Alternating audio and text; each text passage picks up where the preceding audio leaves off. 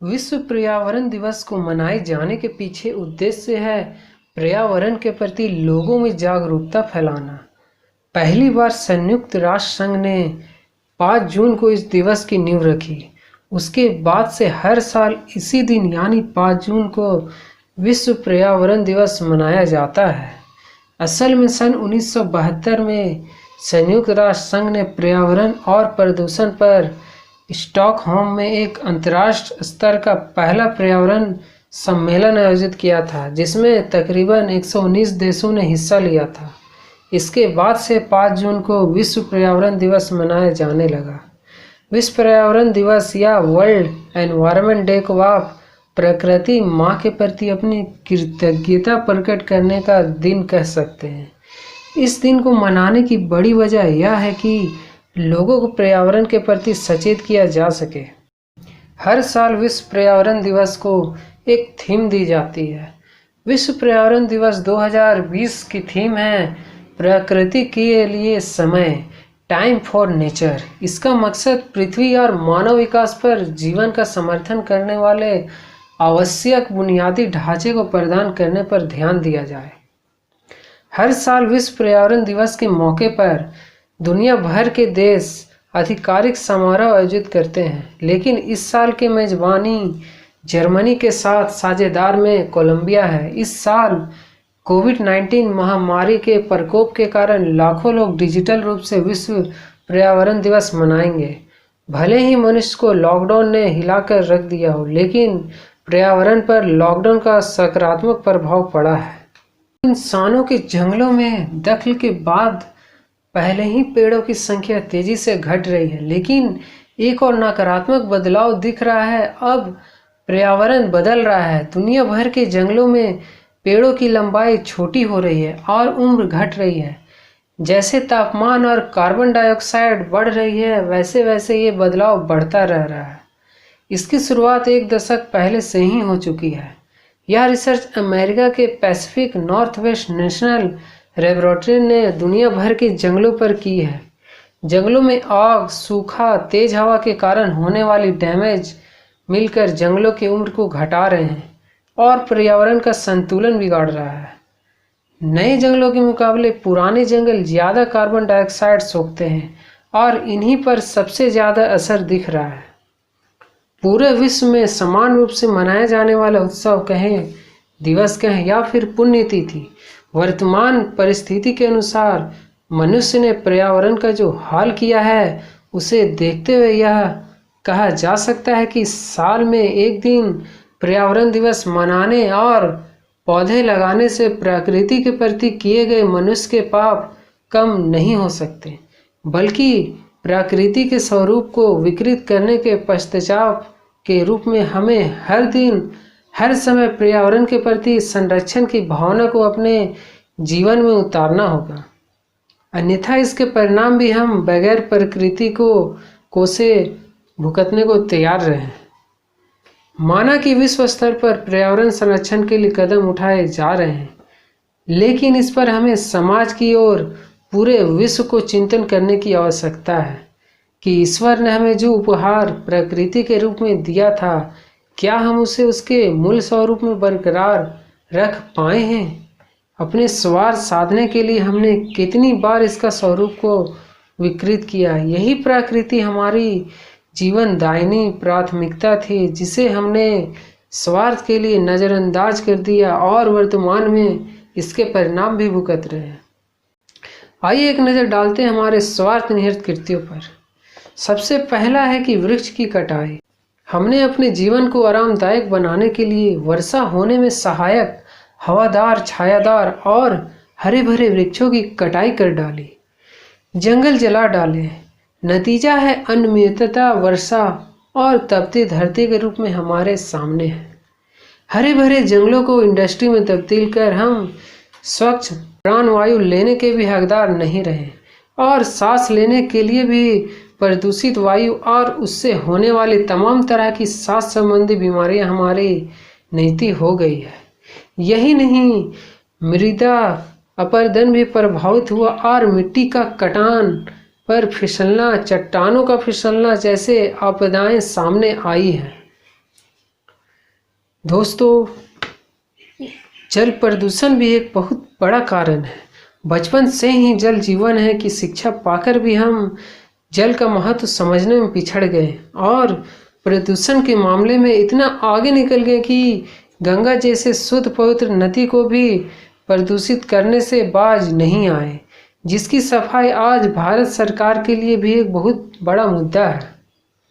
कभी स्वच्छता के नाम पर तो कभी धर्म और मान्यताओं के नाम पर हम जल को इतना प्रदूषित कर गए कि उसे पुनः स्वच्छ करना ही हमारे बस की बात नहीं रही। पृथ्वी का 3/4 हिस्सा जलमग्न है, फिर भी करीब 0.3% जल ही पीने योग्य है। विभिन्न उद्योगों और मानव बस्तियों के कचरे ने जल को इतना प्रदूषित कर दिया है कि पीने के करीब 0.3% जल में से मात्र करीब 30% जल ही वास्तव में पीने के लायक रह गया है। निरंतर बढ़ती जनसंख्या, पशु पक्षियों की संख्या, औद्योगिकरण, जल स्रोत के दुरुपयोग, वर्षा में कमी आदि कारणों से जल प्रदूषण ने उग्र रूप धारण कर लिया है। नदियों एवं अन्य जल स्रोतों में कारखानों से निष्कासित रासायनिक पदार्थ व गंदा पानी मिल जाने से वह प्रदूषित हो गया है। तपती धरती, बढ़ते संकट, खत्म होते जंगल और हवा में घुलती प्रदूषण के जहर से शिकायत तो सभी को है, पर पर्यावरण के बिगड़ते हालातों के प्रति जिम्मेदारी का एहसास सरकारी अमल में तो है ही नहीं, आम जन में भी कम दिखता है। जबकि पर्यावरण का मुद्दा समूचे समुदाय से जुड़ा मुद्दा है। उचित योजनाओं के साथ साथ धरती पर उपलब्ध संसाधनों का संयमित उपभोग और सही जीवन शैली ही इसे व्यापक विषय को प्रभावी रूप से संबोधित कर सकती है।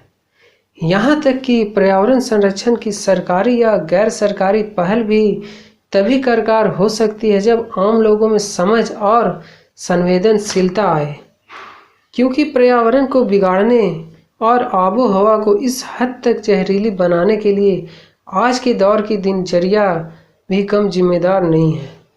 इसे दिखावे की संस्कृति कहें या आराम मतलबी जुनून, अब ज़रूरतों पर इच्छाएं भारी पड़ रही है। बिना जरूरत के वाहन खरीदने और कदम भर भी पैदल ना चलने की जीवन शैली हमारे भविष्य पर ही प्रश्न चिन्ह लगा रहे हैं। घर में हर जरूरी गैर जरूरी सुविधा को जुटाना अब महानगरों में ही नहीं, गांव कस्बों में भी आम है। गौर करने वाली बात है कि ऐसी सुख सुविधाओं के आदी हो चले लोग पहले इन चीज़ों के बिना भी सहज जीवन जिया करते थे। आधुनिक जीवन शैली से जुड़ी ऐसे तमाम आदमी धरती पर अतिरिक्त बोझ बढ़ाने वाले तो हैं ही, पर्यावरण को भी काफ़ी हद तक यह नुकसान पहुंचा रहे हैं। दरअसल भोगवादी संस्कृति वाली इंसानी आदतें में भी कुदरत को कुपित किया है। असीमित मानवीय जरूरतों और गतिविधियों ने धरती, जल और वायु सभी को प्रदूषित कर दिया है। जहाँ पेड़ पौधों के पूजन की परंपरा रही है, वहाँ पहाड़ से लेकर रेगिस्तान तक देश के हर हिस्से में प्राकृतिक संसाधनों का जमकर दोहन हो रहा है। जबकि पर्यावरण सहेजने के लिए जागरूकता और जिम्मेदारी का भाव रोजमर्रा की आदतों का हिस्सा भी जरूरी है। इस जिम्मेदारी का सबसे पहला पड़ाव पर्यावरण के दोहन को रोकने का ही है। निस्संदेह यह तभी संभव है जब हमारी आवश्यकताएं सीमित हो, विचारणीय हो। जिस भारत संस्कृति में रिसाइकल ना हो सकने वाले किसी चीज के प्रयोग का प्रावधान ही नहीं था, अब यूज एंड थ्रो कल्चर तेजी से बढ़ रहा है। धरती की छाती पर बढ़ते कचरे के पहाड़ इसका सबूत है। यूज एंड थ्रो की संस्कृति ने प्लास्टिक की खपत भी बढ़ा दी है। सामाजिक आयोजनों से लेकर घरेलू जरूरतों तक का काम के लिए जाने वाले ऐसे अधिकतर उत्पाद प्लास्टिक के ही बने होते हैं। कुछ समय पहले सामने आए अध्ययन के मुताबिक वर्ष 2047 तक भारत में कूड़े का उत्पादन 5 गुना बढ़ जाएगा। जिस देश में कूड़ा प्रबंधन पहले से ही बड़ी समस्या है, वहां आने वाले समय में कचरे का उत्पादन और बढ़ना चिंतनीय है। एक और विकास और औद्योगिकरण के नाम पर प्राकृतिक संसाधनों का दोहन हुआ है, तो दूसरी ओर बदलती दिनचर्या ने धरती की आबो हवा को बदलने का काम किया है। हम प्रकृति से कुछ लेना तो सीख गए हैं, पर उसे कुछ भी लौटाने की समझ ही गुम है। निस्संदेह प्रकृति मनुष्य की आवश्यकताओं की पूर्ति का सामर्थ्य रखती है, पर इंसान तो सब कुछ छीनने में लगा है। होना तो चाहिए था भारत जैसे तेजी से बढ़ती आबादी वाले देश में प्रकृति को सहेजने के अतिरिक्त प्रयास किए जाएं, लेकिन इंसान की सांसों के लिए शुद्ध हवा देने वाले पेड़ भी संरक्षण के अभाव में दम तोड़ रहे हैं। सेंटर फॉर ग्लोबल डेवलपमेंट में एक चेतावनी के अनुसार यदि पेड़ के घटने की रफ्तार इसी गति से जारी रही तो वर्ष 2050 तक विश्व मानचित्र से भारत के क्षेत्रफल के बराबर जंगल समाप्त हो जाएंगे। पेड़ नहीं बचेंगे तो धरती का तापमान भी तेजी से बढ़ेगा। साथ ही बढ़ता कार्बन उत्सर्जन पर्यावरण में और गर्मी बढ़ाएगा। गौरतलब है कि हमारे यहाँ बढ़ते आर्थिक विकास, आर्थिक समृद्धि, सुविधा संपन्न जीवन शैली, शहरीकरण और प्रति व्यक्ति ऊर्जा की बढ़ती खपत हर साल कार्बन उत्सर्जन बढ़ा रही है। ऊर्जा की बढ़ती खपत का कारण व्यावसायिक उपयोग के अलावा दिन रात चलने वाले घरेलू उपकरण और बढ़ते इलेक्ट्रिकल वाहन आदि भी हैं।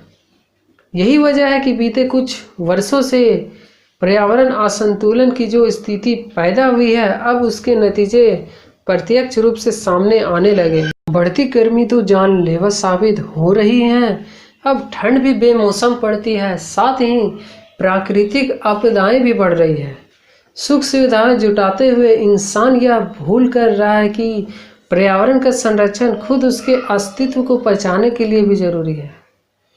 धरती के दोहन की सीमा को पार करने वाली आदतें स्वयं इंसान का जीना भी दूभर कर रही है। भारत में वायु प्रदूषण से हर 1 मिनट में 2 लोगों की जान जा रही है। वायु प्रदूषण के कारण भारत में 15% बच्चे प्री मैच्योर डिलीवरी से पैदा हो रहे हैं। जहरीली हवा के कारण भ्रूण में हो रहे बदलाव में मेंटल डिसऑर्डर, दुबले पतले, दिव्यांग या आंखों की समस्याओं के साथ साथ बच्चे जन्म ले रहे हैं। विश्व स्वास्थ्य संगठन के मुताबिक भारत के शहरी इलाकों में वायु प्रदूषण सबसे बड़ी समस्या के रूप में सामने आया है। इतना ही नहीं, देश की बड़ी आबादी को साफ पेयजल उपलब्ध नहीं है। दूषित जल से कई संक्रामक बीमारियां फैल रही हैं।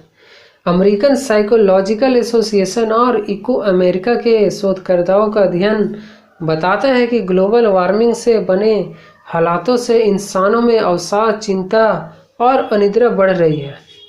लोगों का व्यवहार लगातार हिंसक होता जा रहा है।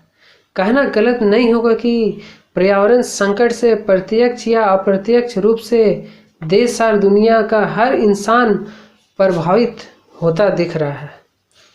यह सामुदायिक चिंता का विषय है जिसके लिए साझा जिम्मेदारी निभाने की सोच जरूरी है। आम जन भौतिक समता जुटाने की लालसा वाली मानसिकता से ऊपर उठकर भी इसमें बड़ा योगदान दे सकते हैं। सहज जीवन शैली अपनाकर प्रकृति के फीके पड़ रहे रंगों को सहेज सकते हैं। सरकारी प्रयास अपनी जगह है, पर पर्यावरण को नुकसान पहुंचाने वाली क्रियाकलापों से बचना और प्रकृति पर अपनी ज़रूरतों का बोझ न बढ़ाना भी पर्यावरण को बचाने में काफ़ी मददगार साबित हो सकते हैं। आज लॉकडाउन में इंसान है लेकिन पर्यावरण नहीं बल्कि खुश है। देश की प्रमुख नदियां आज 60% से ज़्यादा साफ हो गई है, जिस पर सरकार की चिंता थी कि उसे कैसे साफ किया जाए, वो भी आज बिना किसी खर्च के साफ हो गई। हिमाचल में बसा धौलाधर पर्वत आज 30 सालों के बाद नजर आ रहा है। अनेक पशु पक्षियां आज विलुप्त के कगार पर थे, जिनको दिखना दूभर हो गया था, वे आज आसानी से देख पा रहे हैं। प्राकृतिक प्रत्यक्ष रूप से उदाहरण है। प्रकृति क्या थी यार, हमने उसे क्या कर दिया। आज विश्व में आपदाओं का दौर चल रहा है। पहले कोरोना, भूकंप, तूफान और कुछ इतना होने के बाद भी अगर हम आज ना संभले तो मानव विनाश दूर नहीं है। धन्यवाद।